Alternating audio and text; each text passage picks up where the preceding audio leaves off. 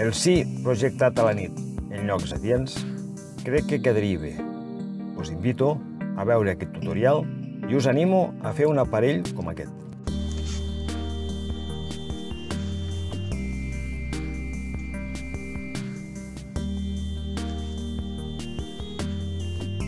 Per la fabricació d'aquest projector ens farà falta un tub, que a Lleida en diem tubo, una cartolina que prèviament hem imprès el sí, un vidre de 3 mil·límetres de gruix, un tap de plàstic, cinta de pintor, 2 tornillets, una ansa, porexpan de 3 centímetres de gruix d'alta densitat i una llinterna LED.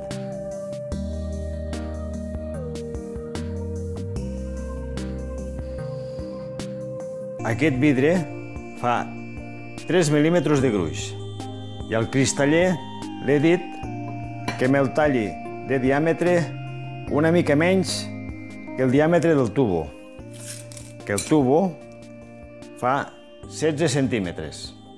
Jo l'he dit que me'l deixi a 15,8.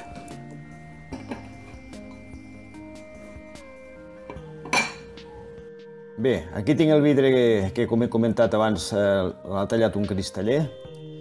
Aquest vidre el farem servir com a plantilla per tallar 3 aros de porexpan, perquè no me se mogui i pugui treballar bé.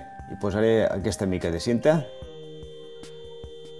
i amb un cúter, amb cuidado, anirem tallant, sí, sobretot cuidado que no ens tallem les mans, anirem tallant així d'aquesta manera i farem com si fos un tap de suro d'aquestes botelles que hi havia abans de vidre, que sigui així cònic. L'acabo de retallar, el polixo bé. El porexpan és un material molt suau, podem treballar molt bé amb ell. Tot el que tenim que fer servir ens va de sobres i a més jo crec que és l'adequat per fer aquest petit invent.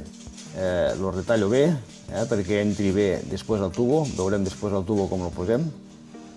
I ara busco el centre del porexpan i amb una broca de 38 mil·límetres, que es la pot deixar un fuster,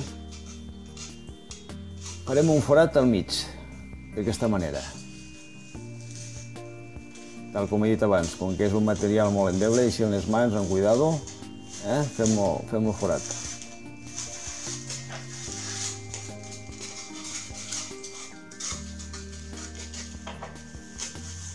Així, d'aquesta manera.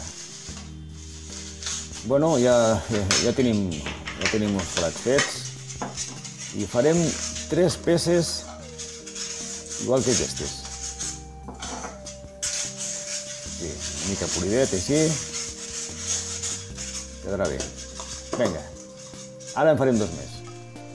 Amb aquest tap de plàstic li faré un forat de 38 mil·límetres, amb la mateixa broca que abans he utilitzat per foradar el porexpan. Serà una de les 2 peces que ens subjectarà la llinterna a dins del tub. El material de plàstic, al ser molt endeble, el puc foradar d'aquesta manera, aguantant-lo amb una mà i amb l'altra donant toms amb la broca. Cap problema. Cuidado de no fer-nos mal, desde luego. Una vegada foradat, quedarà d'aquesta manera.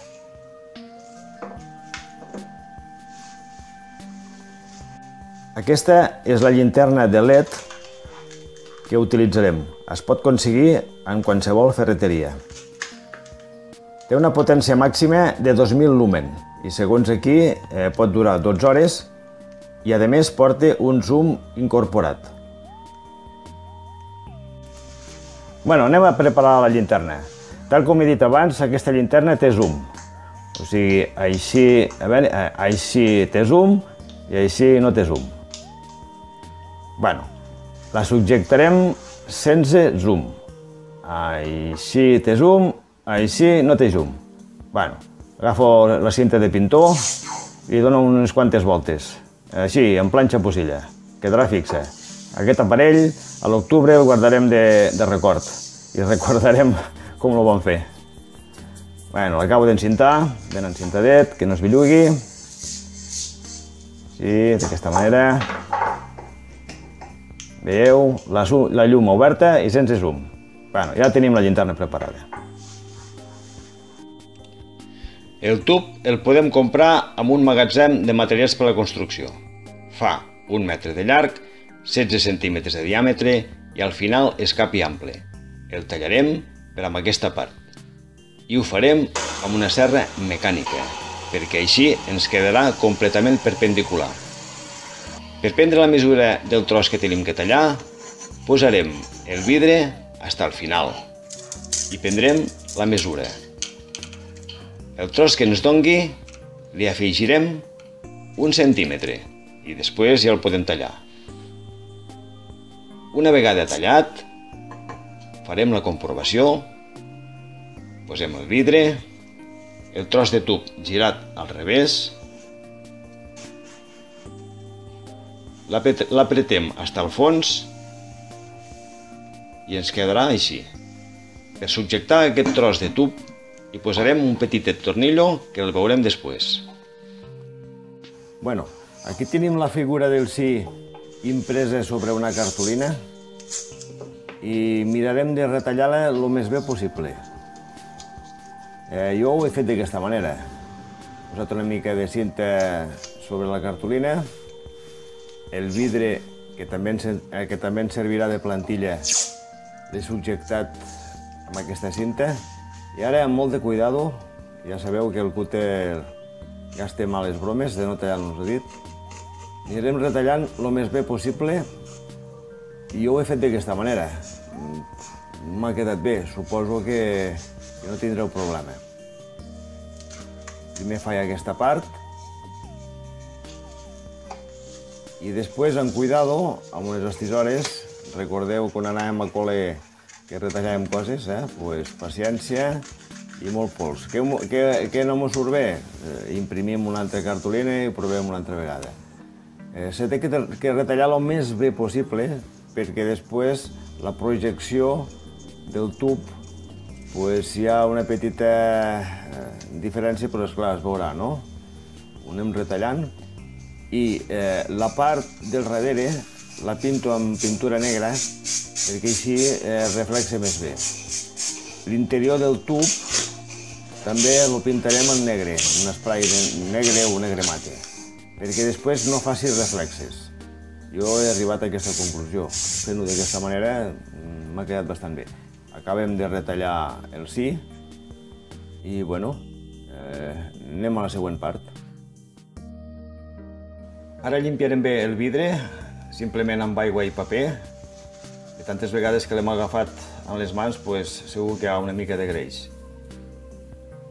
A la cartolina retallada hi posem una miqueta de superglue, molt poqueta cosa, perquè al posar el vidre al damunt no ens surti per les vores. També tindrem una altra cartolina impresa o un paper, és igual, que és la còpia del que hem retallat. I així ho podrem centrar, que no ens falli gens. Posem al damunt, la S i la I també una miqueta de superglue. Com veieu, la S i la I està ajuntada. És perquè ens quedi perfectament igual que l'original. Al posar-la, la S i la I, la posarem un pensament desplaçat cap a la part de dalt. Després us ho explico per què. Acabem de posar l'accent, sobretot que no falti l'accent. Ja ho tenim. Acabem de retallar el trosset que us he comentat abans.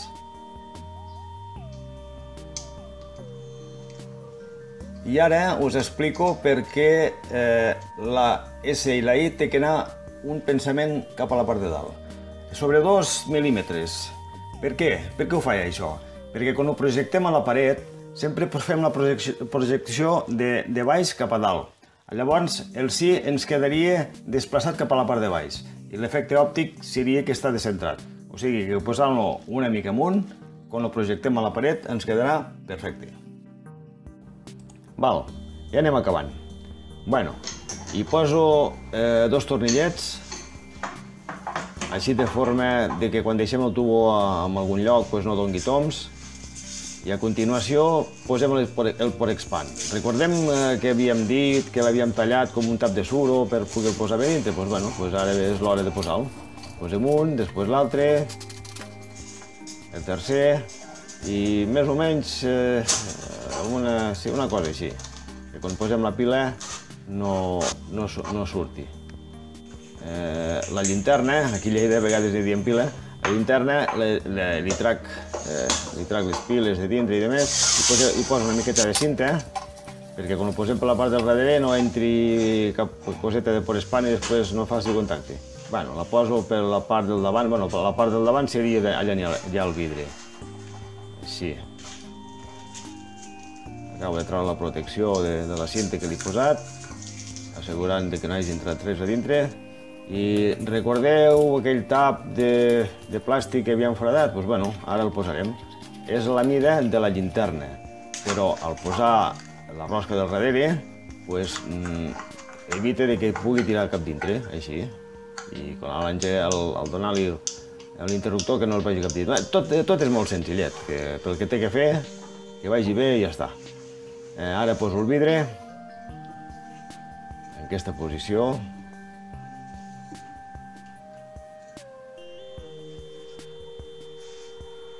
El tros de tub que havíem tallat abans,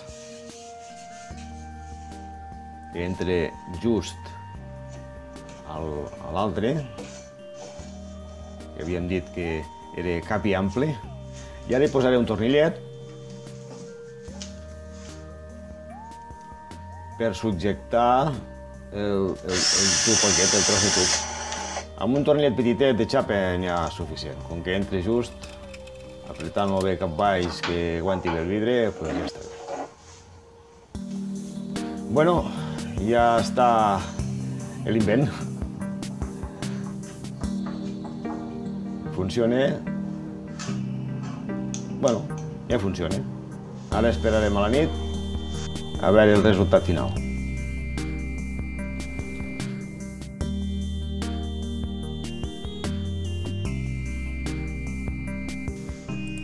Que em deixo 2 detalls. Una ansa pel transport, i a la part inferior li he collat una pletina de 3 mil·límetres i al mig li he fet un forat. En aquest forat l'he fet rosca d'1/4, big board, per collar la sapata del trípode dels fotògrafs. Llavors, he intentat de buscar el centre de gravetat, perquè clar, pesa més que una càmera això, i no ens danyi el trípode. Llavors, el trípode ens farà falta si a la nit volem fer alguna foto de llarga exposició.